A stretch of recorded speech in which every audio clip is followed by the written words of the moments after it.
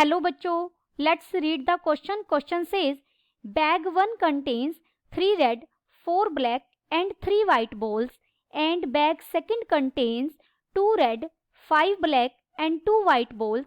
One ball is transferred from bag 1 to bag 2 and then a ball is drawn from bag 2. The ball drawn is found to be black in color. Then the probability that the transferred ball is red is option A is 4 by 9, option B is 5 by 18, option C is 1 by 6, option D is 3 by 10. First we see the key concept. यहाँ हम question को solve करने के लिए Bayes theorem का use करेंगे.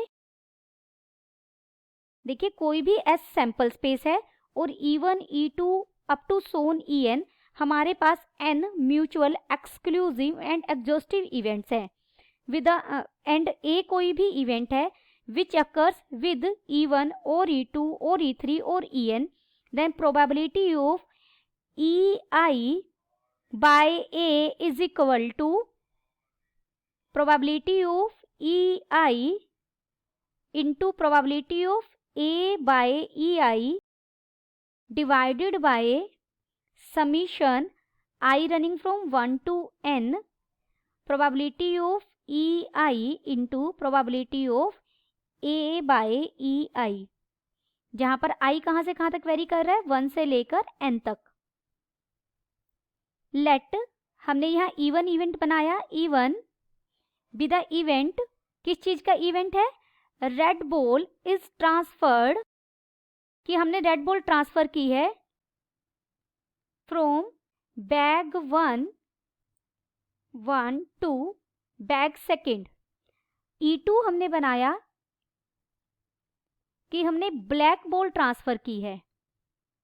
हमने एक बॉल ट्रांसफर की है ना बैग 1 से बैग 2 में, तो वो हमने E1 इवेंट है रेड बॉल ट्रांसफर करने का, E2 इवेंट है ब्लैक बॉल ट्रांसफर करने का और E3 इवेंट बनाया वाइट बॉल ट्रांसफर करने का.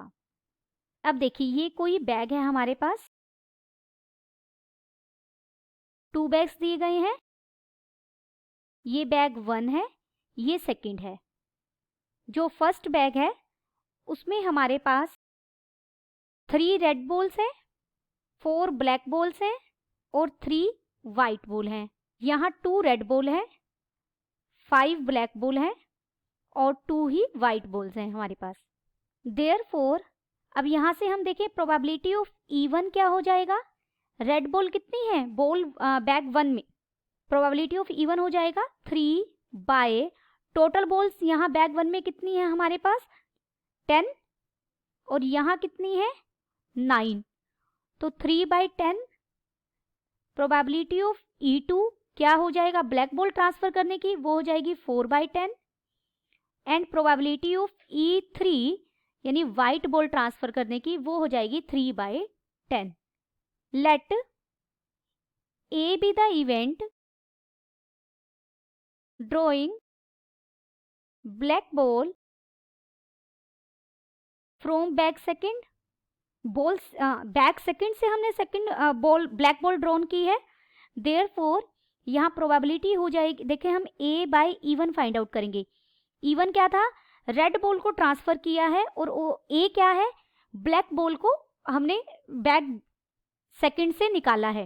देखिए पहले हम A बाय E1 का क्या मतलब है कि इस बैग से मैंने यहाँ ट्रांसफर तो की रेड बॉल ट्रांसफर करने के बाद यहाँ 2 की बजाय कितनी रेड बॉल हो गई मेरे पास 3 रेड बॉल हो गई और फिर मैं यहाँ से एक ब्लैक बॉल ड्रॉ कर रही हूँ. अब ब्लैक बॉल की तो संख्या कितनी है 5 है ना, और टोटल अब इस बैग में कितनी बॉल्स हो गई 10, तो ये हो जाएगा 5 by 10. Therefore probability of A by E1 हो जाएगा 5 बाय 10. ऐसे ही हम probability of A by E2 find out करेंगे. A बाय E2 क्या है कि हमने यहाँ बैग 1 से ब्लैक बॉल ही ट्रांसफर की है. ब्लैक बॉल जब हम शिफ्ट कर रहे हैं, अब ब्लैक बॉल्स हमारे पास 5 की बजाय कितनी हो गई हैं 6 हो गई हैं और टोटल बॉल्स कितनी हो गई हैं 10, तो probability of A by E2 हमारे पास क्या आ जाएगा 6 बाय 10.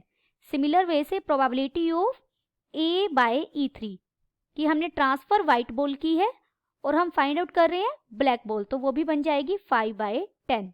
देयरफॉर प्रोबेबिलिटी, अब हम प्रोबेबिलिटी फाइंड आउट करेंगे कि जो ट्रांसफर्ड बॉल है, ball is red, this is equal to probability of E1 by A।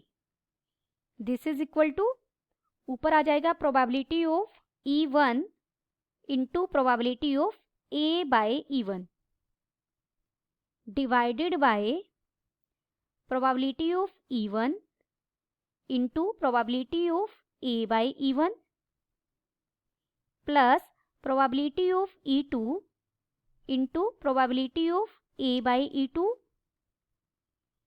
Plus probability of E3 into probability of A by E3। This is equal to, यहाँ से सारी values put करेंगे। Probability of E1 कितनी थी हमारे पास, 3/10, और A by E1 कितनी थी, 5/10, डिवाइडेड बाय, यहाँ भी हो जाएगा 3/10 इंटू 5/10।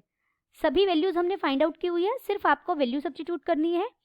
प्रोबेबिलिटी ऑफ E2 हमारे पास है 4/10 और A बाई E2 है 6/10, तो ये हो जाएगा 4/10 इंटू 6/10 प्लस ये हो जाएगा 3/10 into 5/10। This is equal to, जब हम इसे सोल्व करेंगे तो हमें मिलेगा 15/54। This is equal to 5/18। This implies option B is correct. Option B में 5/18 ही है, तो ऑप्शन बी हमारा सही हो जाएगा। Option B is correct and all other options are incorrect. Hope you understood it well. Best of luck.